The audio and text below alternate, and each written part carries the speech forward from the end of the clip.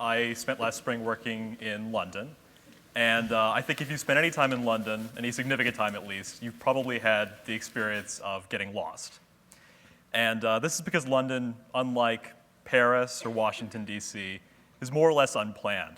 London, through the years, was allowed to grow organically. So the present-day city is a patchwork of streets and courts and lanes, all of which run together and, after a while, begin to look basically the same.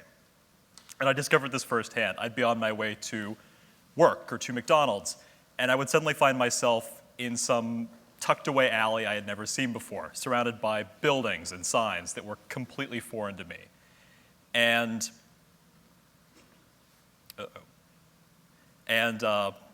this repeated itself again and again.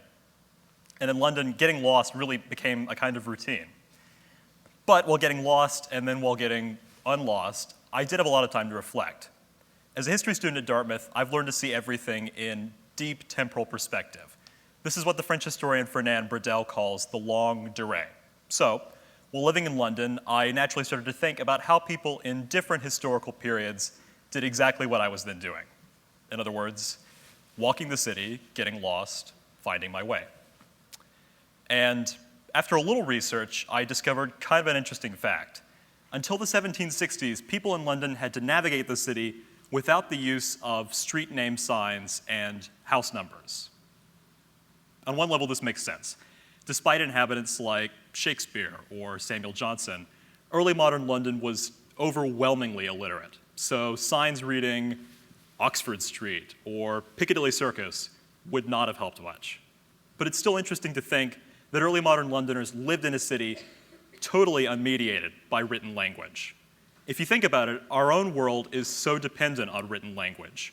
Words are so deeply embedded into the fabric of our everyday movements thanks to signs and maps and travel guides that it's almost impossible to conceive of an illiterate London.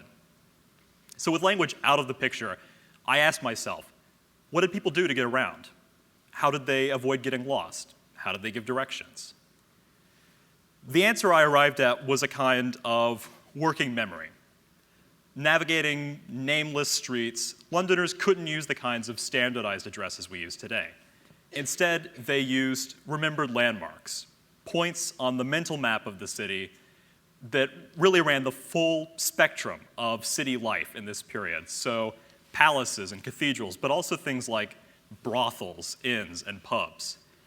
Actually, in the course of my research, I discovered that pub signs, which are hanging wooden placards with images of everything from lions to pineapples, pub signs played a crucial role in orienting people. These were a body of fixed, memorable points, and you can think of them like pictorial addresses, which is exactly how people used them. People would actually give directions in pictures, and they would move from sign to sign and from pub to pub in order to find their way around unfamiliar parts of the city. So, sort of by accident, I had discovered the origins of the pub crawl, but also something more. Because Londoners could draw on such a huge range of buildings and signs, the process of navigating the city was really something deeply individual, deeply personal to them. Each inhabitant drew from a different memory of buildings and of more than 2,000 pub and inn signs in order to compose a particular itinerary. So for one Londoner, the journey from Charing Cross into the City of London took the form of a sequence of fanciful images, pub sign images.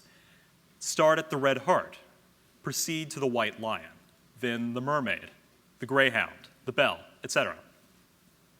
For another walker, who actually recorded his experiences in a pamphlet that I read in the British Library, the walk was not merely personal, but it was even something religious.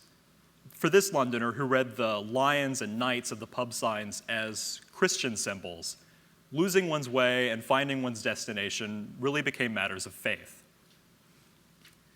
I think these are visions of the city that are almost impossible to imagine in a modern London of street name signs and house numbers. We don't think of mundane things like street signs as having a really profound effect on people and as disrupting centuries of cultural practice. But this is exactly what happened in the 1760s when the City of London banned pub signs and at the same time installed street name signs and house numbers. Suddenly, countless personal Londons, like the ones I've just described to you, became the more or less homogeneous city we see today, which is accessible to basically anyone who can read English.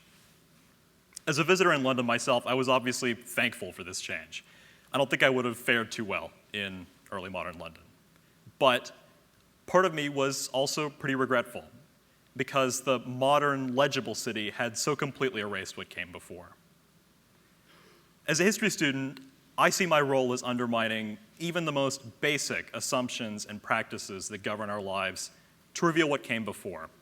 But you don't have to be a historian to think like this. If I can leave you with one idea today, it's this: everything, no matter how seemingly ordinary, has a history. Even the most invisible aspects of our lives, the things that we don't even think about on a daily basis, change with time, and in turn, in sometimes really surprising ways, change us. I believe that thinking like a historian, applying this philosophy of the longue durée, can yield fascinating and meaningful discoveries in almost any situation. Even getting lost has a history.